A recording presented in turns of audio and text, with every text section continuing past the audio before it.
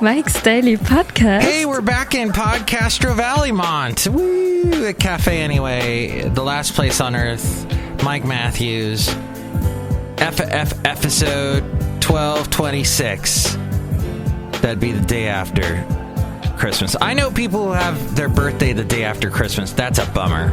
Or the day of Christmas. They're like, what? I'm getting these presents. Is it because it's Christmas or is it because you like me for my birthday? Mike's Daily Podcast. That's the question that's being asked by all these poor Christmas babies, man. Mike's Daily Podcast. And I'm really happy to bring you a new segment. It's something that probably will make you pregnant with happiness.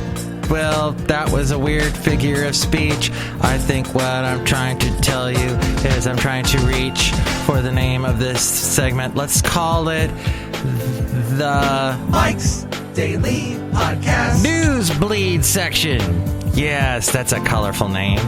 Okay, that's coming up. Mike's So stick around. Daily Oh, we also have Chely Shoehart, Podcast. Floyd the Floorman, and Kellyanne Conway. No, I mean John Deere the engineer. That's right. Kellyanne Conway, your time is done. Go away. You got Trump into office, so now relax. Enjoy yourself. Enjoy, what was her name? Catherine Harris from Florida, who helped Bush become president. Just go and hang out with her. And that would be great. I'd hang out with her. I guess that would be fun. Oh, so people are really... Should we do the whiny white man wine list? Just a real quick one here. Well, I like it. The whiny white man wine list. People are complaining about the reactions to Fidel Castro. Okay, the president, or whatever you call him, of Canada, Trudeau, he said something like he did his best, Fidel Castro did his best to help the Cuban people. Whereas, okay, all of a sudden everybody jumps on him. Canada, oh, let's build a wall around Canada now because they were pro-Fidel Castro. Just ridiculous. They have nothing to talk about. The whiny white men conservative talk show hosts. I feel bad for them. They're really scrambling for content. Hey, look who just walked in. Hello, Mike Matthews and Chely Shoehart, gift shop supervisor. It's nice to be back in Podcastro-Valleymont. It is nice. It's kind of rainy. It's windswept right now. I'm not seeing as many deer as I was, Chely. No, Mike Matthews? No. I mean, I was during the summer, but now I think now that it's cooler, they've got more food, there's more grass, they can go up into the hills again. And that's what it is. Mike Matthews, are you on Snapchat? Snapchat? No, I don't understand Snapchat. Mike Matthews, everyone's on Snapchat. Look, here's a little story I did on Snapchat. Oh, I'm watching it. Wow. You're brushing your teeth. I know, Mike Matthews. You have perfect teeth. Look who else just walked in. Oh, Mike, this is Floyd the Floorman. And this is John Deere, the engineer, Mike. You are very well rested after your long time off, aren't you? Yes, I took some time off. I did some fun things, like go to Pacific Grove, which I mentioned last show, I guess was considered racist at one point. And I guess everywhere has been considered racist at one point. Racism's awful. Clem last show, jeez. What a nutter. I want to use that expression a lot more, nutter. And that was, so I was talking to someone at my job recently. We were discussing why Hillary Clinton didn't come out with her concession speech right away. And I guess there have been politicians in the past that have not come out with their concession speech. They wait till the next day. But then the next day came, and I remember I was on the air, and I thought I was going to have to carry it live. So they said she's going to do her speech at exactly, what was it, 8:30? or 7:30 Pacific time. She ended up being like an hour and a half late to doing her speech. And I thought to myself, wait a minute. If that was a reflection of how she was going to be as a leader, that might be one reason why I'm glad she's not president, or having to deal with the fact she's not president. But that was weird to take so long to do her concession speech. I know that sounds very conservative talk show host of me to say that, but it just was, get out there and, you know, do your it's as if she had not even considered this was going to happen. I guess none of us considered it was going to happen, but you would expect the person who was going to be our leader. But the person I was talking to at my job said, no, you don't understand. She was so crushed. You don't understand. I'm like, yeah, but a leader of the country and of the free world should be a little bit less human? I don't know. Well, 2016 is almost over. We're coming up on the end of November, and then, it is the end of November. Then December, we're done. We're done. And millennials took over in 2016. They really did. They showed us with their Pokemon game and their when they brought back the Nick at Night. It was, what's that thing called? Nabisco. And here's today's podcast picture. It's that video game player, the Nabisco video game player, right? That thing. Whatever. They grew up with that Atari type game. That's the one I identified with, was Atari. But they loved that video game so much, the home video game, they brought it back. Oh, the podcast picture today is a drawing. Why don't we do it with you, John Deere the engineer? Oh, great, I get another picture. Yeah, I like to draw you a lot with your wavy hair. Mike, do me instead! Floyd, John Deere, I can't decide. I'll surprise you, the listener. You'll just have to go to MIKEs-DAILY-PODCAST.com and see which one I picked. Oh yes, and we're also doing this contest. Mike's Yuletide Personalized MP3 for Thee contest. Oh, the Oakland Raiders beat the Carolina Panthers. Awesome. I didn't realize someone that lives up the street from me is related to one of the old coaches or something. I don't follow sports. But I met the lady. She seemed really nice, and then I was talking to someone else, and they go, do you know that she's, like, related to the Raiders? And I'm like, oh, wow. So she has a big flag, Raiders flag, that she puts out on the day of the games. Isn't that exciting? MIKEs-DAILY-PODCAST.com has a link to Amazon. If you're going to buy anything on Amazon, that helps support us if you buy anything through that link at MIKEs-DAILY-PODCAST.com. There's also the PayPal. If you'd like to donate, you'll get a special greeting from all the Cafe Anyway characters. There's the past podcast pictures, past interviews I've done. And, yes, if you would like to get a special Yuletide greeting from all the Cafe Anyway characters, email me, mikesdailypodcast@gmail.com, and tell me why you love this show. Or tell me why you hate this show. Email me, and I will read it on this podcast. If I do that, you will get a special MP3 for thee from all the Cafe Anyway characters. Wishing you a very happy Yuletide, Merry Christmas, or whatever holiday you want me to tell you. Happy Kwanzaa. I really need to celebrate Kwanzaa this year.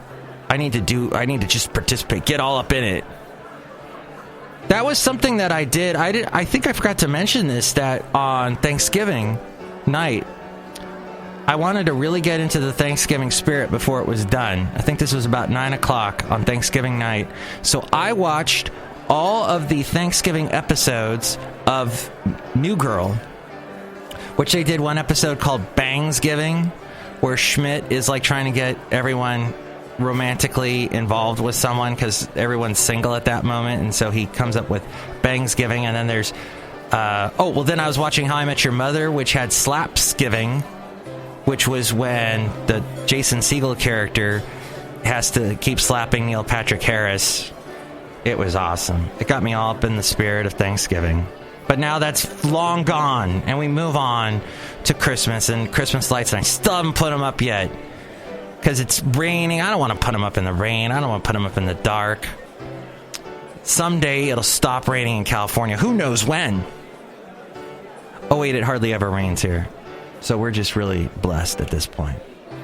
Why don't we wrap up this part of the show and get into the segment, this new segment. It's called The Newsbleed Section. Hey, maybe this is more of a cost-cutting show part of the show. We'll actually call it this one. The Cutting Corners Corner.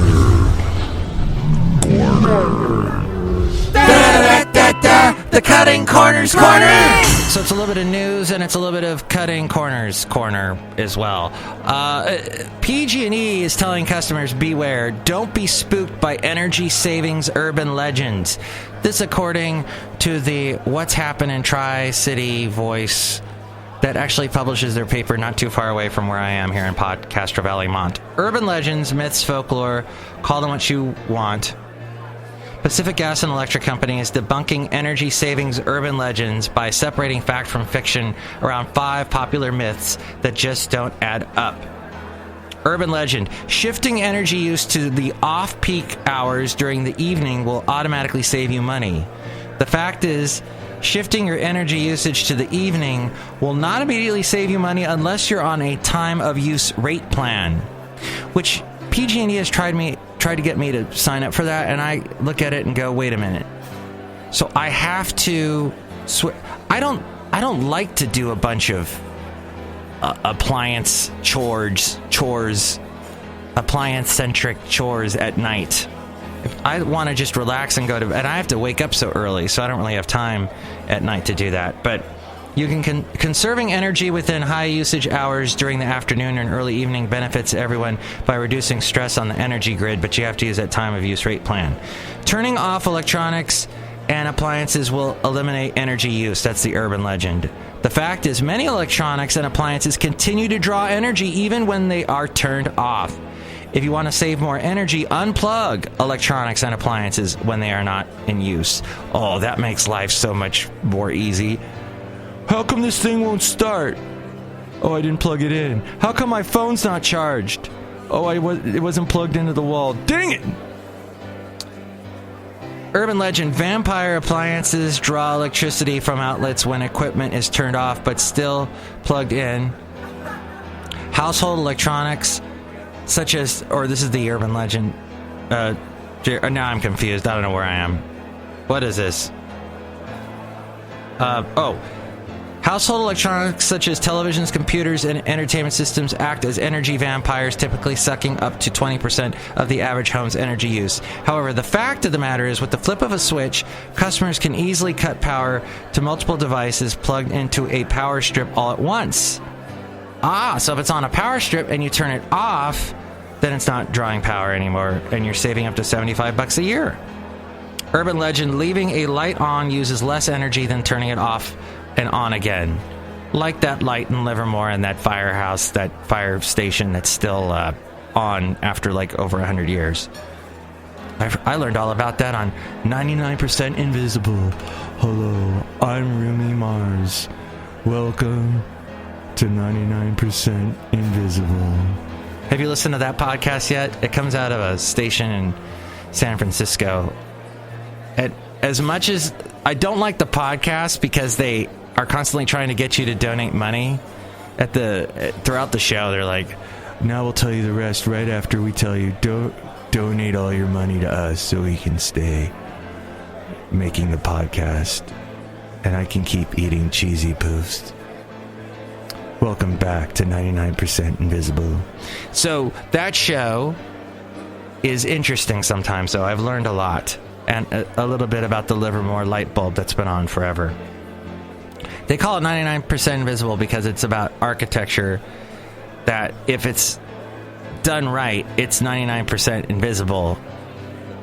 I think that's why they called it that. Or maybe the whole world is invisible. And I'm getting a little deep. The fact of the matter is, Leaving the light on when leaving a room for a few minutes won't save energy as opposed to turning it off and on in a short time frame. In an average home, lighting accounts for nearly 15% of electricity costs. Turning lights off when not in the room is a simple way for customers to save approximately $45 a year. Customers can explore advanced LED lighting options as well. This was advertising there. They got a store. PG&E. Look at them. Capitalists. Here's an urban legend. Electric space heaters save money. What? No, running just 2 electric space heaters can cost the equivalent of heating an entire home with a gas-powered system. Make sure you're thinking safely first. Try to avoid using a space heater. If a space heater is needed, try not to use your central heating system at the same time. And finally, water usage doesn't impact energy usage. Water heaters accounts for 20% of a typical home's total energy use. 20%. Every 10 degrees Fahrenheit, a customer lowers the temperature of a water heater. That can result in a 5% savings in water heating costs, or $20 each year for an average household. That's fascinating. For that story. As we go outside a cafe anyway, we're bringing Mike's Daily Podcast somewhere in Podcaster Valley. Next show, it's going to be Benita, the Disgruntled Fiddle Player, and the group. That guy, the Brewmaster. Hey, it's dark out here. Why'd they turn out the lights? Oh, we're saving electricity. God, we're cheap. Mike's Daily Podcast is written and produced and performed by Mike Matthews. His podcast is super easy to find. Download or listen to his show and read his blog at MIKEs-DAILY-PODCAST.com. Email Mike now at MIKEs-DAILY-PODCAST@gmail.com. See you tomorrow. Bye!